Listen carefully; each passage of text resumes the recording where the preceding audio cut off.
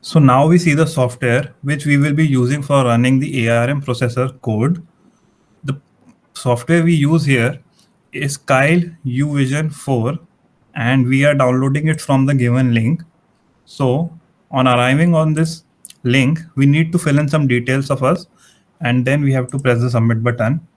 After pressing the submit button, we are provided with the exe file. So we need to download this file and install it with the uh, given settings. After installation is finished, we will be able to see the shortcut of the app on a desktop. On opening the app, we are first required to create a new project.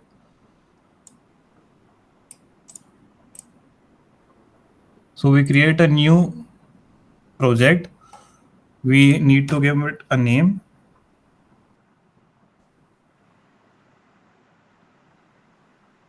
Once the project name is given, we need to click on save.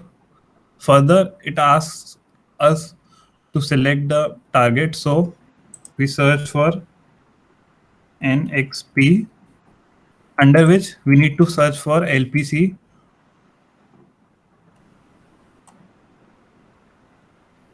2148,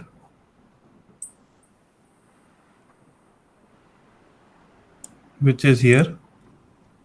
The description is also given. So we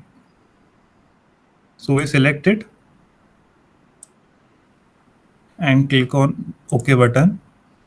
This asks us to copy set startup.s to project folder. We click on no. Now the project has been created. Now we need to create the files for the code. So here we have already created the files. So we just need to open them. So the first program is addition. So we open it. Now the file with the code for the first program is here. For running the program, we need to first add this to the source group of the target folder. Here, this provides us a dialog box where we need to select the file to be added. Once, once the file has been added, we need to click on the translate button, which gives us 0 errors and 0 warnings. Further, we click on the build button. This again gives us 0 errors and warnings. Now we click on this logo, which is for start and stop debug session.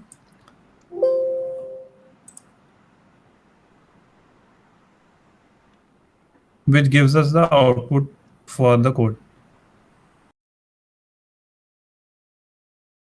So now let's start with our first program, which is addition of two numbers. So now this in this file, usually we have to specify the location, that is where the program is written. This is the directive area and the attribute of the directory. So it is the memory location where the program is available. Since area is a directory, it is highlighted in blue once the ASM file is saved. And as we know, this code is read only because it is a ASM instruction set. Because in a ASM instruction set, you will not be able to make any changes in the instruction set provided. Now using the immediate addressing mode, the first data is moved to register R0, and the second data is moved to the R1 register.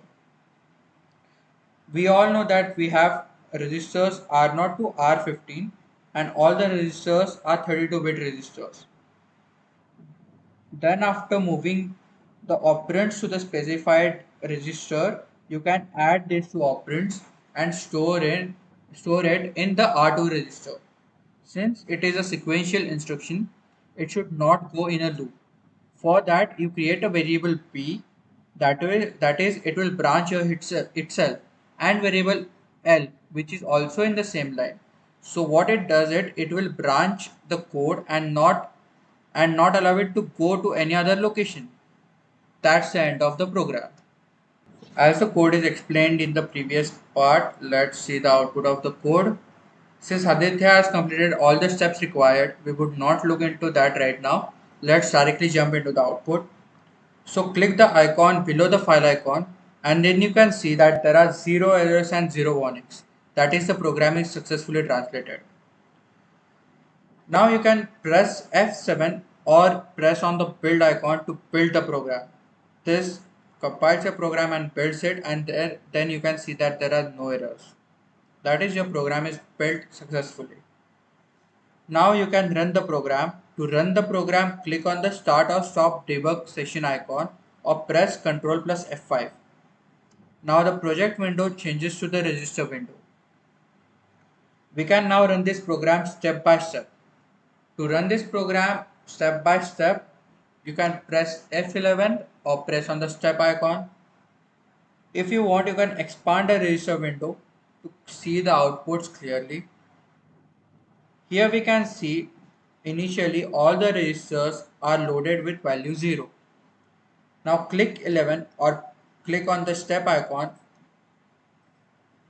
You can see that the register R0 is loaded with content 03 as specified in the code.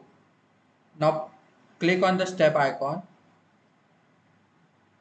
Now register R1 is also loaded with the content 03.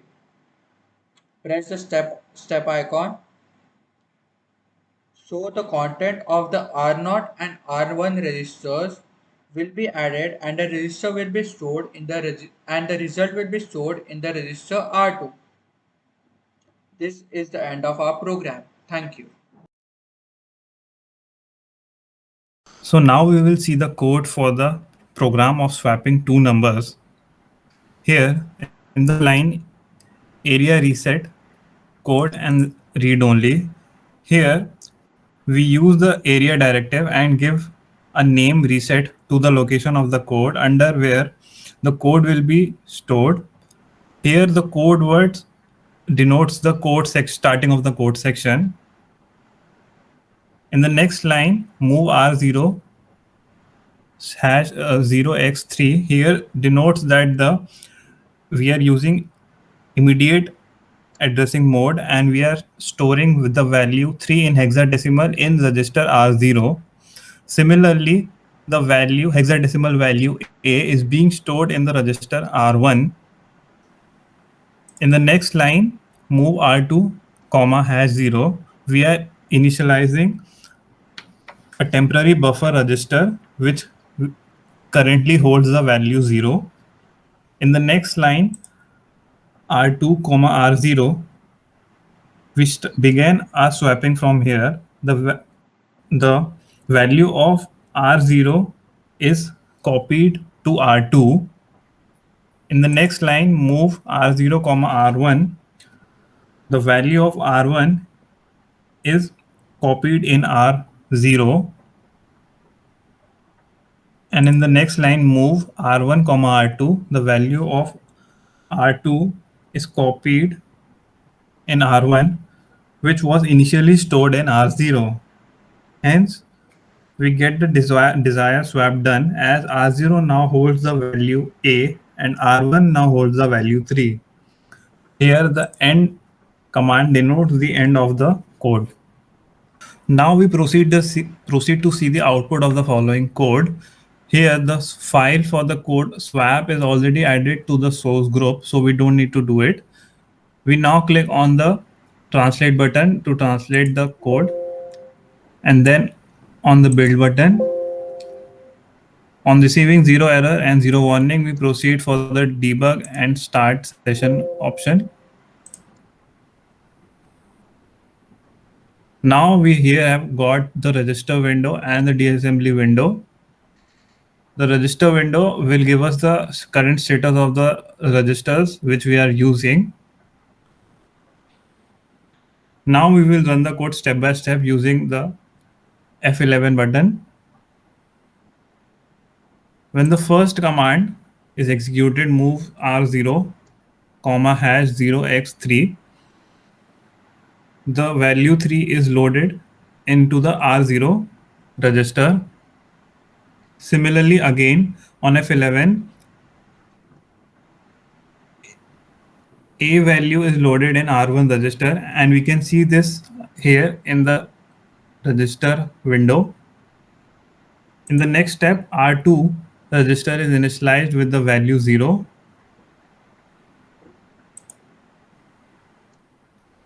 Now we execute the line number 5 where R0 value is copied into the R2 register. We can see this in the register window here.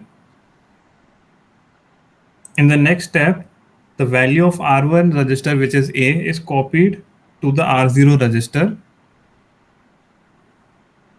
In the next line, and when executed line number 7, we see that the value in R2, which is 3, is copied to the register R1, and hence the value of R0 and R1 can be seen as swapped, as R0 now holds the value A and R1 register now holds the value 3. When we press the further button and is executed, and if we further press the F11 button, it proceeds on to swap again, which we don't require, and hence the output is complete. Thank you. Now I'll look at a program on how to calculate one's complement of a number using ARM instruction set. So the first line of the code, which is very common in all the codes that we have shown in the video, in the area section and under this directive, the code will be stored at a particular location. We have written the reset code and read only keywords. The read only keyword, it signifies that the code that we're going to write, it's just read only. And moving on to the next section of the code, here we are starting our execution processes. Move r0 comma hash 0x0. This immediate value that we have given here, it is the value on which we will have to perform the ones complement. This mode that we have written for this instruction is immediate addressing mode. Here we have taken R0, which is a 32-bit register, but you can take any register of your choice out of the registers that are available. Moving on to the next line of the code, MVN R0, R0. MVN instruction in the ARM instruction set is used to invert the value and put the result in the destination register. Here the destination register is R0 itself. So since the source register is also R0, whatever result that will be calculated, that is the ones complement of the given value, will be stored in R0 itself. Next, we have this loop, that LBL. Since this is a sequential instruction, it should not go in a loop. So for that, we have created a variable B, which will branch here itself. Variable L is also in the same line, so it will branch and not go to any other location. So this will ensure that our execution of the program is done smoothly and there is no abortion or abrupt stopping of the program. And next, it's end. So yeah, we come to the end of this program here. Now we'll see the output part of this code. Okay, so now we'll see the output of this program. First, we'll translate this program. Then we'll build the program. As you can see, there are 0 errors and 0 warnings down in the build output section. So that shows to us that our code is free of any syntax errors or any logical errors. Now I'll directly go to the output part. You can see that in R0, the immediate value that we have given, it is being stored properly. R0 register now has the value 0x0. And next, moving on to this MVN section, here this value will be inverted and again stored in R0 itself. You can see after we have moved on, after the execution of the line 3, the value 8f is being stored in R0, and which is, as we know, the ones complement of 0.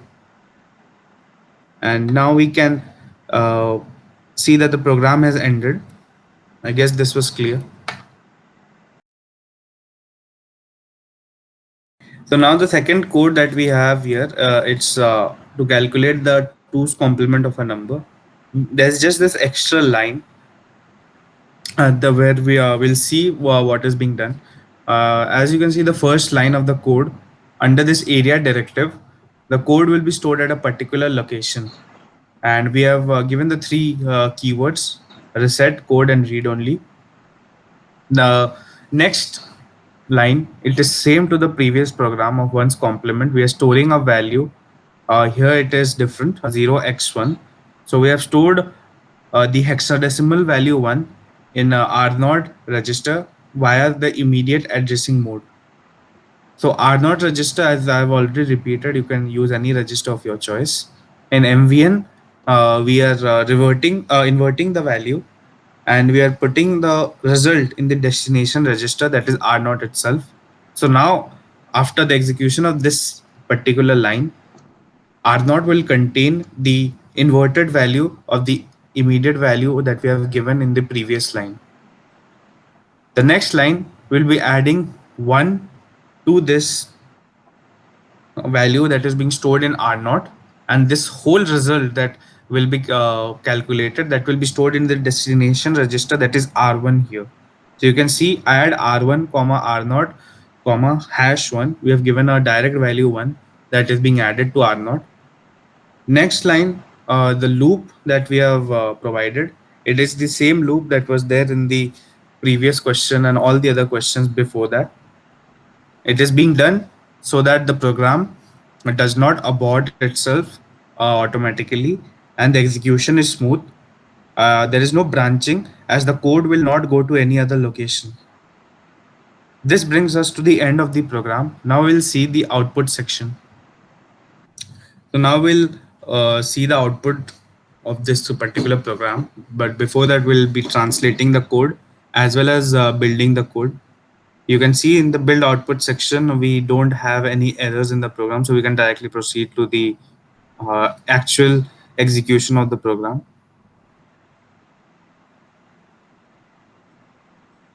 So in the very first line, we are storing the value 1 in the hexadecimal format into the R0 register. As you can see, we have loaded the value into the R0 register, which is a 32-bit register. Now using this MVN instruction, we'll be inverting the value that is being stored. So you can see we have got 7F and 1E being stored in R0 via the MVN instruction. After we execute the next instruction add, where we'll be adding 1 to the R0 value and then storing it into the destination register R1. So that will give us 8F, which is the 2's complement of 1. And that is being stored in our desired destination register R1. So this is the end of the execution of our program. Thank you. Now we would see the program to find the greatest of two number. So in the first we have to specify where we want to write the code in the software. This is done by the first line in our code. We use directive area to do that, and under this directive area the code will be written under the location where which we have named as reset. The read only keyword specifies that our code is read only. Now in the next two statement we are moving the immediate operands to their respective registers. Like in the second statement we are moving the operand 1 to the register R0 and 2 to register R1. Now in the next statement CMP R0 comma R1, what this statement does it is that it subtracts R1 from R0, but the result of this subtraction is not stored, but the state of the current program status register will be affected. Now we would check the state of the current program status register, and if after subtraction the result is negative, the end bit in the CPSR register is set to 1. So this means that whenever the value in the R0 register is smaller than the value in the R1 register, the end bit of CPSR register would be set to 1. Similarly, if the value in the R0 register would be greater than the value in the R1 register, the n bit value in the CPSR register would remain 0. And also, if both the values in the R0 and the R1 register is equal, then the 0 flag would be set to 1. Now, we can see that these are sequential instruction, so they should not go in a loop. To avoid that, we use the next statement LBL.